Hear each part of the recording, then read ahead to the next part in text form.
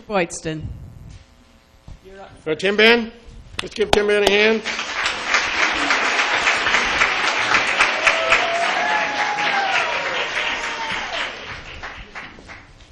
I would like to thank the Canyon Country Advisory Committee for having this forum this evening, and I would like to thank my wife Ingrid, who is here tonight, and my daughter, who is home with our babysitter, for their support and help in my campaign.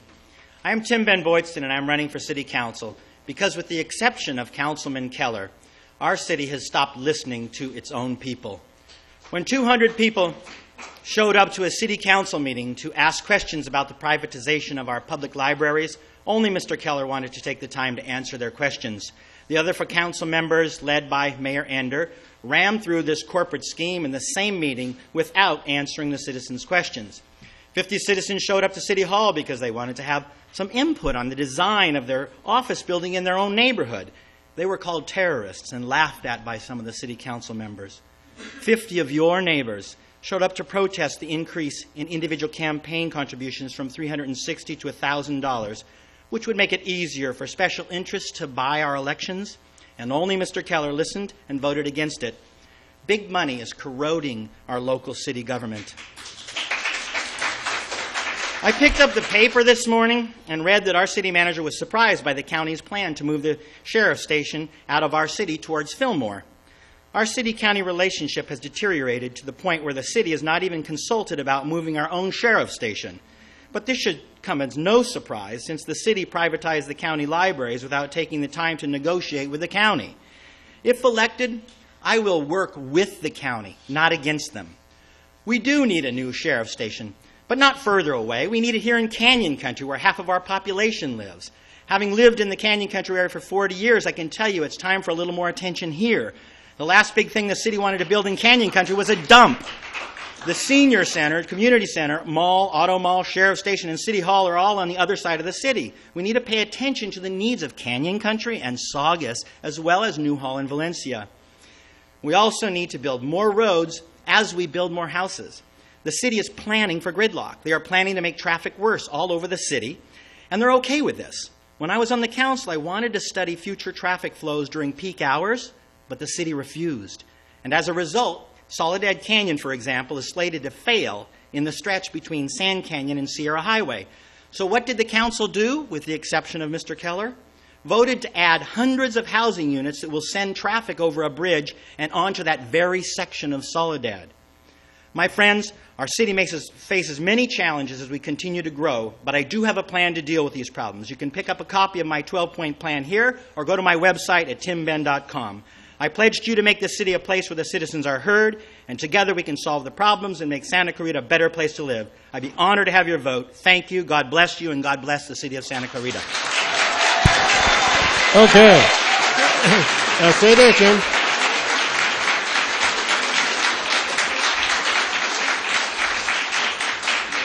Mr. Leafdale, do you have a question for Mr. Boydston? I do. The first question, and it comes from Tony DeClue, if I pronounced it right. Kids are our most important asset. This is very important, especially in light of what the stories we've heard from Los Angeles. How will you make sure the people we hire to work in our Parks and Aquatic Center and City Hall are the highest moral quality they can be? Having a daughter, a young daughter who is 10 now, that question is really important, not just to me, I'm sure, but everyone who has children and everyone who lives in Santa Clarita. With this, I know that the city also already has a great number of things in place where they do fingerprinting and where they check the backgrounds of their employees. And I think that's what we will do, and I'm sure that we'll continue to do that. It is something that's important enough that at our own nonprofit that I run with the Canyon Theater Guild, we also do the same thing. We fingerprint individuals that are going to work with children because it's really important. So that will continue to take place. It is already taking place, and I'm certain there will be no lessening of it by any of the members that are running for this city council.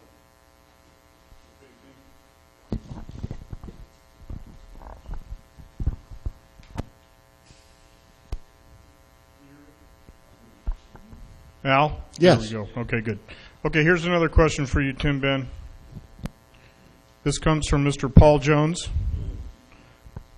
How do you feel about hiring contract workers for the city compared to hiring full-time city employees?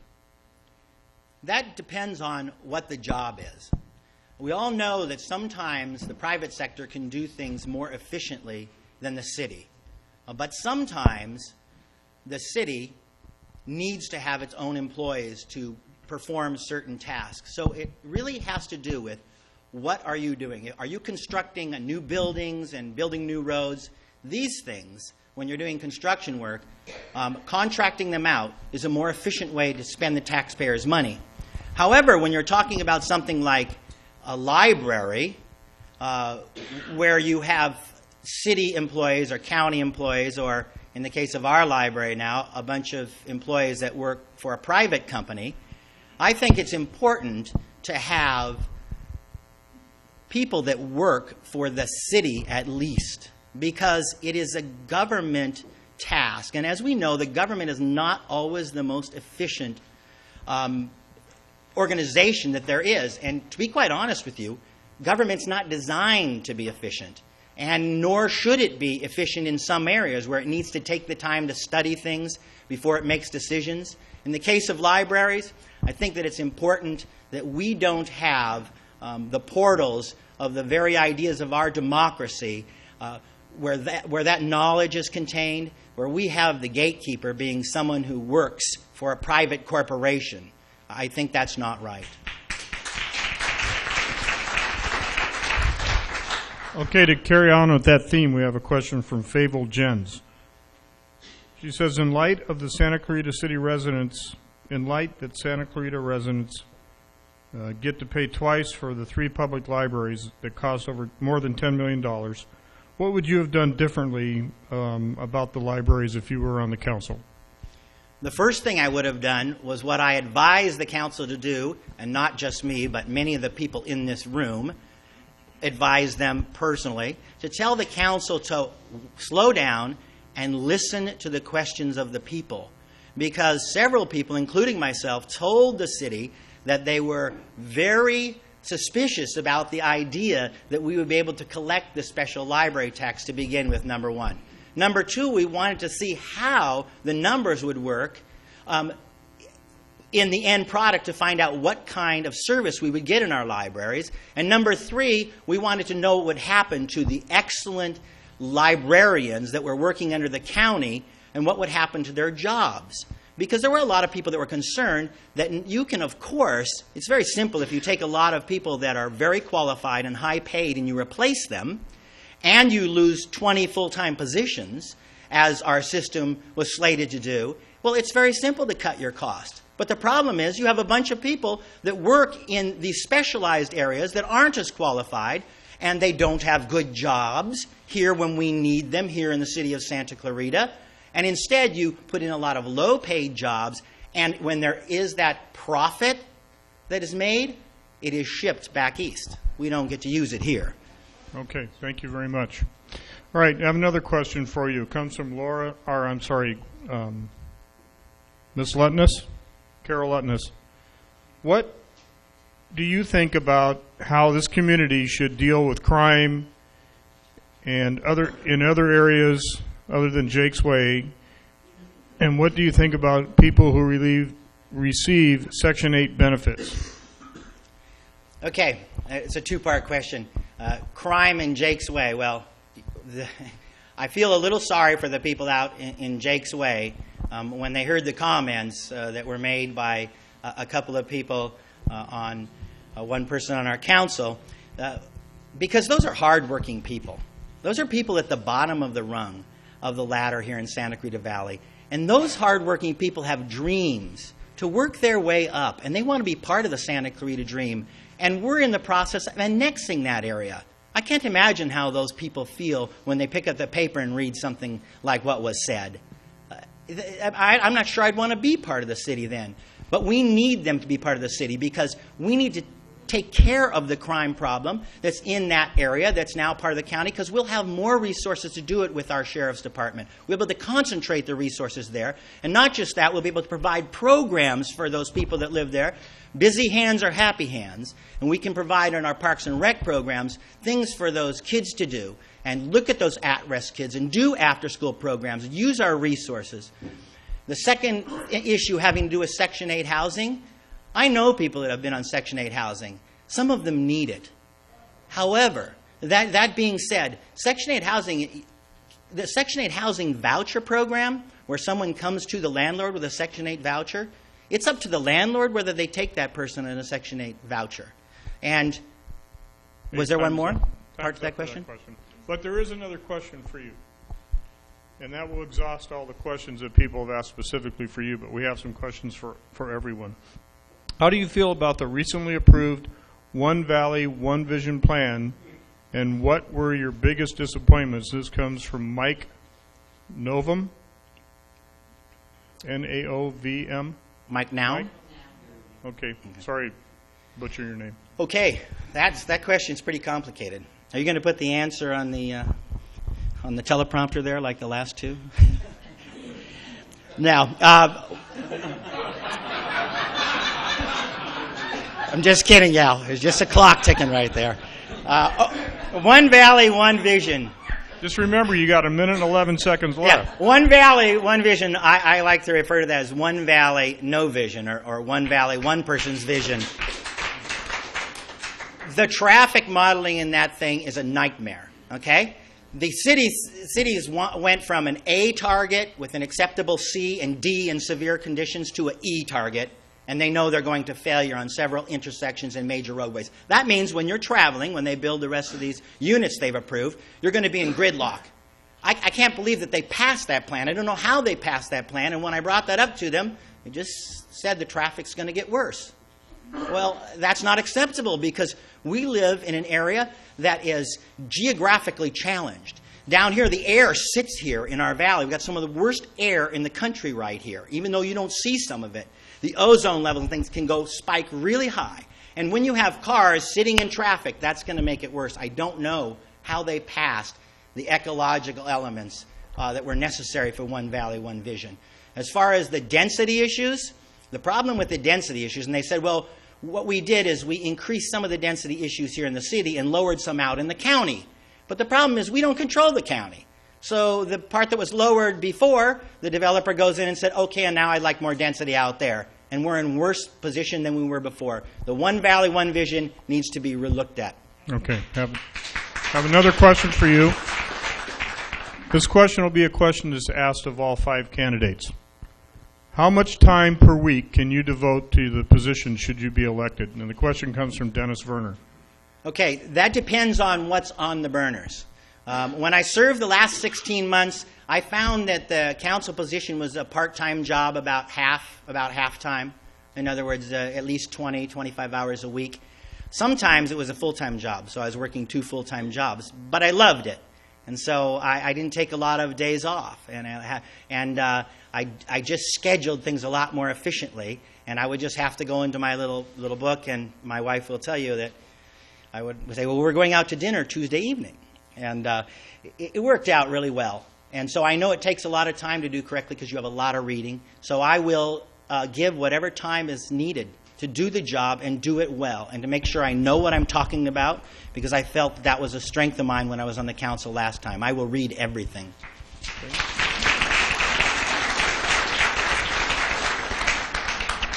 Thank you. This question comes from Mr. Dick Jeffrey. Do you think, and this again will be asked to all the candidates, do you think a candidate should be held responsible by the voting public for purposely making misleading statements about the character of other candidates when they know those statements to be untrue?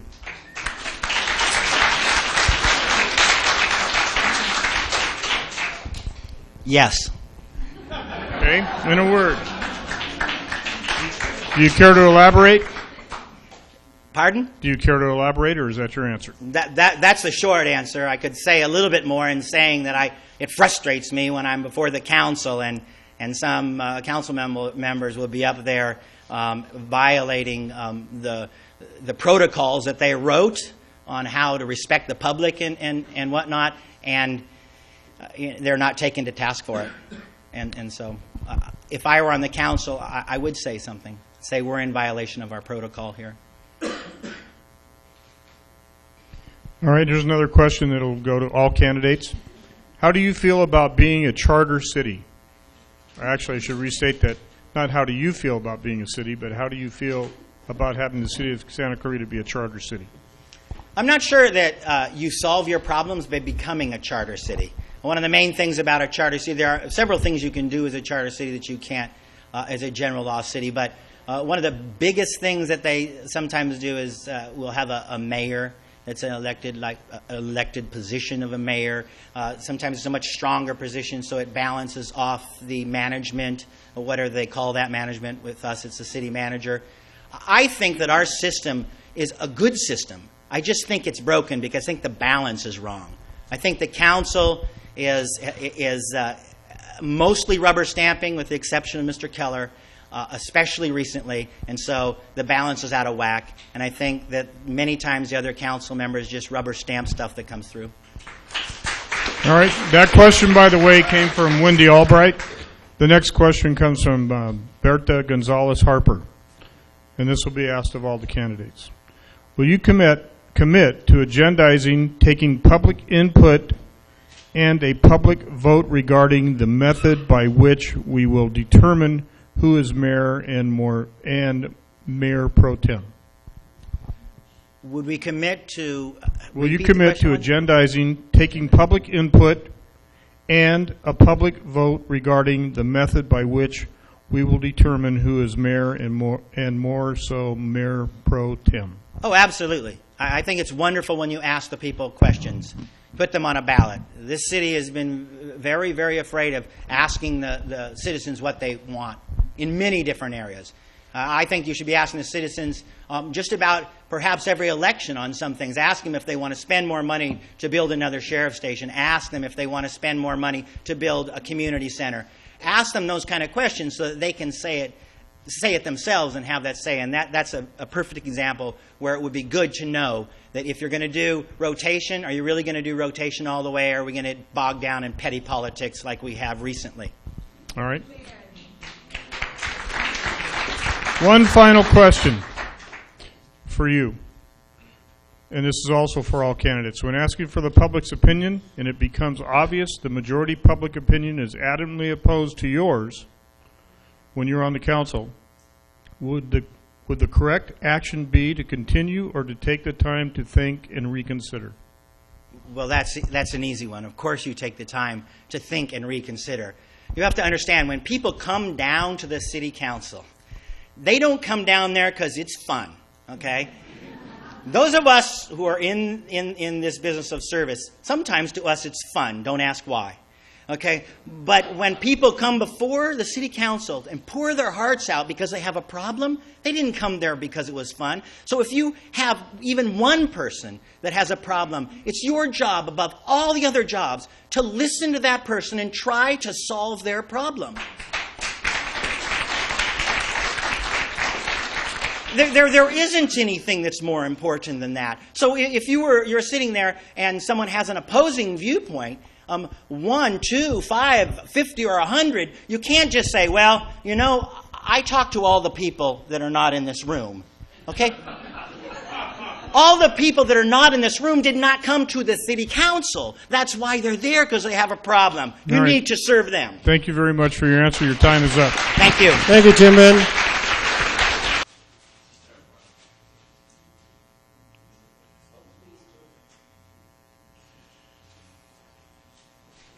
Mr. Boydston. Yeah. Is that the same bag? Well, okay.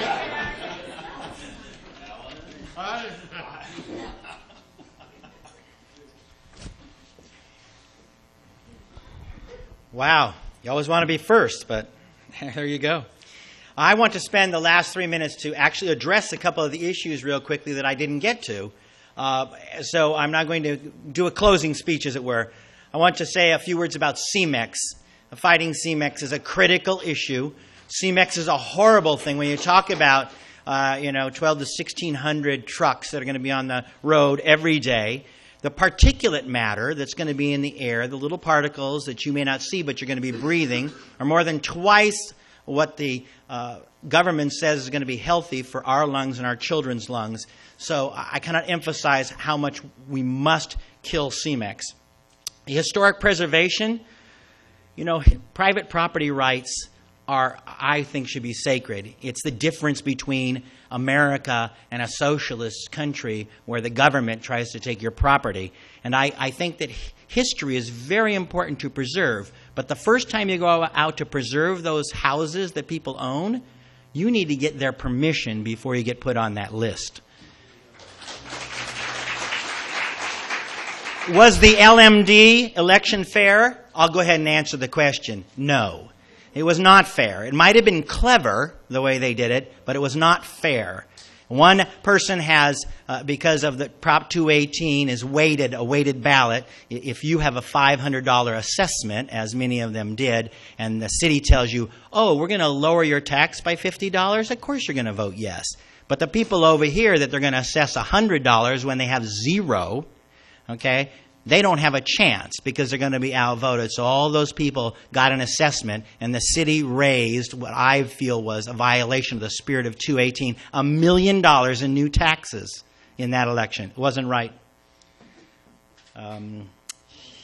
Term limits. I'm actually for term limits. I believe that you should do 2 terms, 4 years and 4 years, and then get off. If I get on the city council, I'm going to work very hard to have us pass that here. I just believe what George Washington's philosophy was, that we have a part-time legislature that's, when they wanted to make him king, he said, no thanks, I'm going to go home. And Henry Mayo Hospital, real quickly, Bob was never opposed, and I was never opposed to the Henry Mayo Hospital expansion. We were opposed to having great big medical office buildings built first before we got any hospital expansion.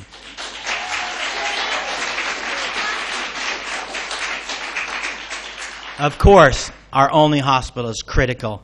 And the chloride issue, it's going to cost us a great deal of money, and I hope now that Lori is on that, she can say something about the $29 million that they just voted to spend for the people that were on it prior. And the last thing, public comment. It's all about the public. It's all about you. Put it at the beginning and the end of the meeting.